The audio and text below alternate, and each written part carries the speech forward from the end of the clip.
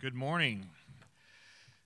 As a reminder, video recording is not permitted in the interview room. A recording courtesy of Hammond Communications will be available as soon as this news conference is complete at ncaa.com/media. Good afternoon, and please welcome Florida State Seminoles head coach Sue Semrau and student athletes Shakayla Thomas, Ivy Slaughter, Leticia Romero, Brittany Brown, and Amani Wright.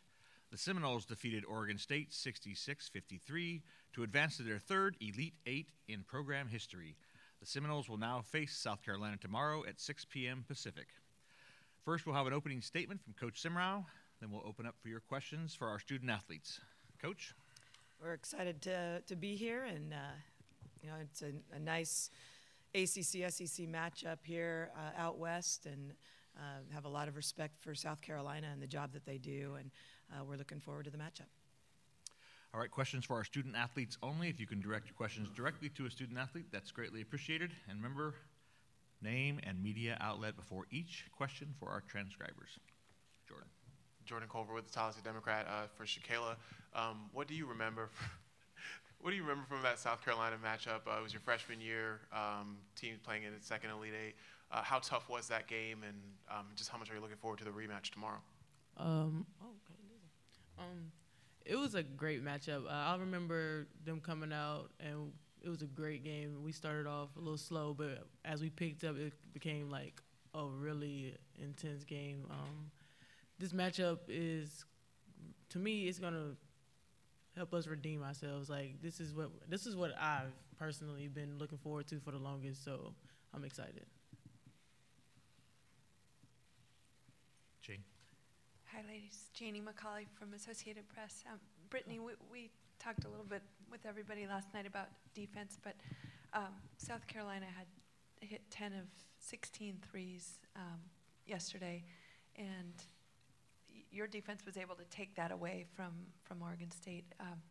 How much is that going to kind of factor in tomorrow in terms of kind of doing what you did yesterday to take players out of the perimeter game? It's a big factor, but it's just something, that's just what we do. That's been our bread and butter all year. Our biggest difference maker and why we're here today is because of our defending and rebounding ability. So that's just what we're going to hone into again. That's with every opponent that we play. But as we talked, even with Oregon State, it's a team effort. It's a collective effort from everyone on the team, from our guards to our posts. And a lot of people think that, just because you're guarding on the perimeter, that it's just the guards' responsibility. But it comes a lot from, our posts and hedging and things like that. So it'll be a team effort, but we'll just, continue to do what we've been doing all season. Bob, and then Mike. Thank you. Bob Heifel from The Record in Stockton.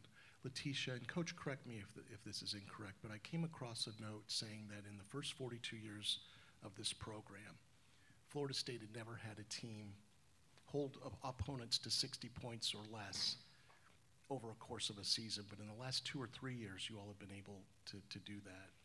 Does that sound close to the? Yeah, that sounds like a Steve Stone stat if I've ever heard one. Okay, great. Yeah, Steve, way to go. But Leticia, can you talk about the commitment to defense that this team in particular, but this program in general, has made in the last 3 years? I think it's part of us. It's part of our game. It's something that we've been working on since preseason.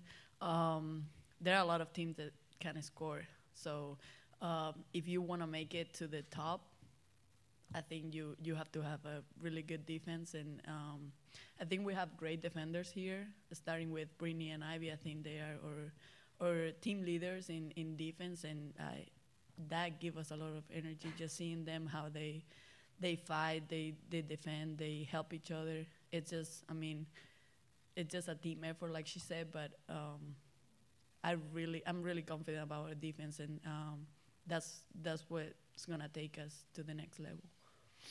Mike, and then Seminoles. Mike Clockey from The Record in Stockton. Another follow-up defensive question for Ivy. Early in the game, they not only scored baskets, but got a lot of really easy shots. But in the second half, you held them to 18 points. Was there anything specific you tried to change around defensively from the struggles earlier in the game to the absolute shutdown late in the game? And also, if you could kind of talk about getting 9 steals in one game. It seems like quite a few.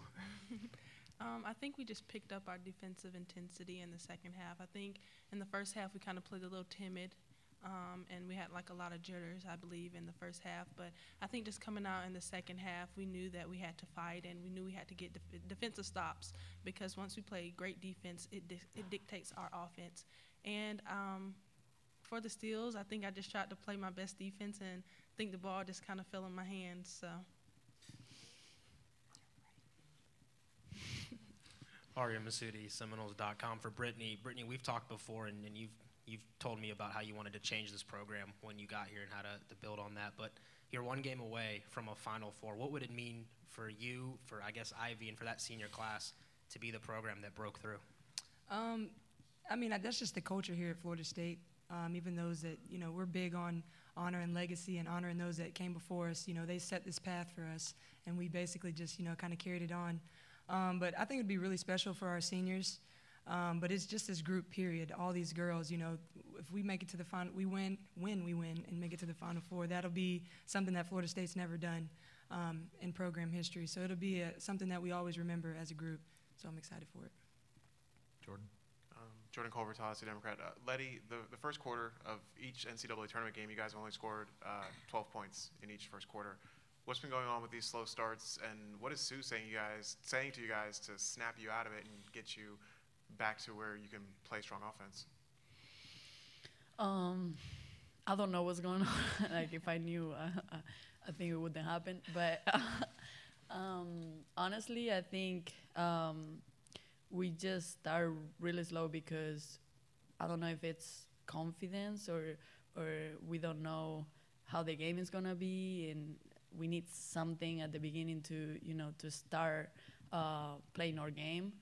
But what Kosu is telling us is to come grab the game, come just attack them, be aggressive, and not wait or hold back or wait for them to make mistakes. We gotta make them make mistakes. So that's gonna be our biggest focus too, on starting the game well against these teams.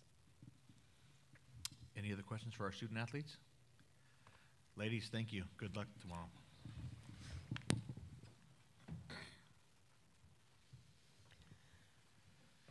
Feel all naked without my supporting cast here. Now we will open it up for questions for Coach Simrau. Start with Jordan. Jordan Culver, Tallahassee Democrat. Coach, just going off the slow starts, but coming back off those slow starts, you've outscored opponents. I think it's 192 to 118 over the final three quarters. What does it say about this team that you guys are still managing to dominate opponents even after you've gone off to slow starts? It's interesting. I don't think that players always hear you in the huddles, and so what Letty is saying, and you're asking, what are we saying? It's to remember who we are defensively.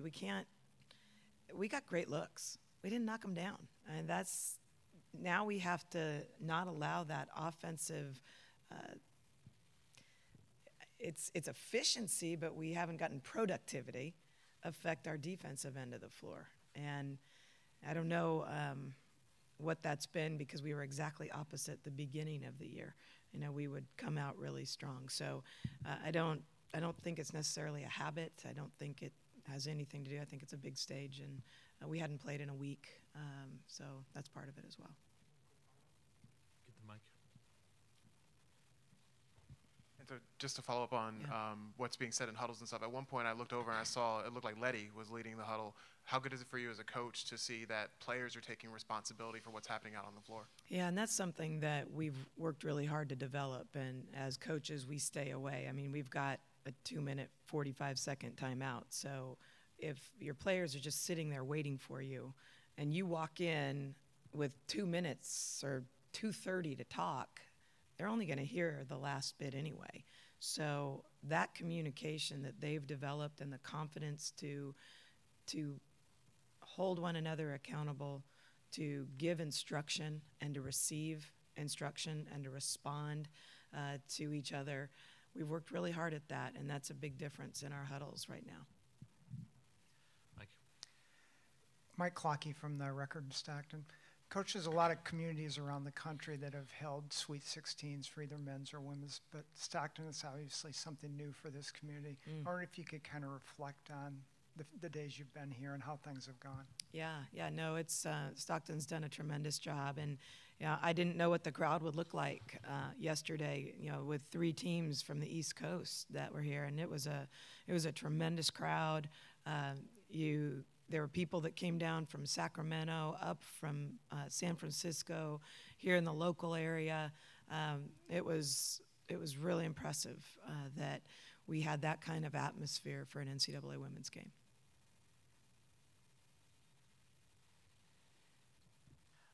The last time you guys played... Name and outlet, please. Ben Briner, the State Newspaper, sorry.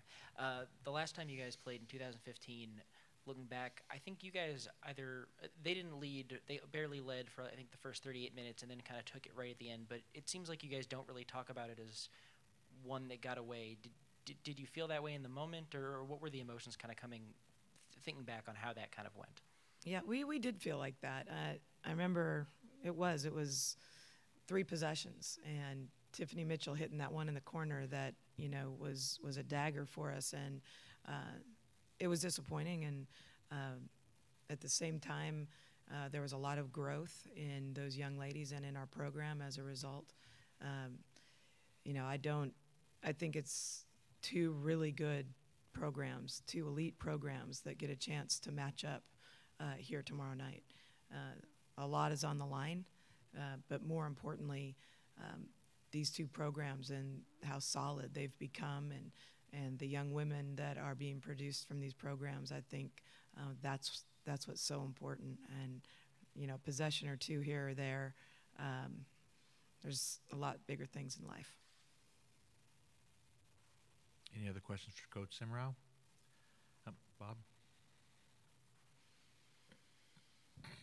Bob Heifel from The Record. Yeah. Coach, Asia Wilson's just kind of one of those impressive physical specimens when you look at her and then you watch her play. What's kind of your thought on that matchup tomorrow, your front court and Asia? Yeah, Asia's outstanding. Not only in her ability and her stature, but her work ethic, her skill, her determination. She's one of the most elite players to ever play college basketball. And it doesn't stop there. They've got tremendous players, and 2 of them played in the ACC. With Kayla Davis and Alicia Gray, we've seen them for a number of years, and they're tremendous players. We recruited Tyasha Harris, tremendous guard. So I think you just go down the line, and they have a tremendous lineup, and I like the matchups. It's interesting that they're having to play a little bit differently now without Elena Coates, but they're doing a great job with that. If you look at their postseason numbers, they're doing some great things. Any final questions? Thank you, Coach Simrau. Best of luck tomorrow. Thank you. Florida State locker room is now open, and we will see you tomorrow post-game.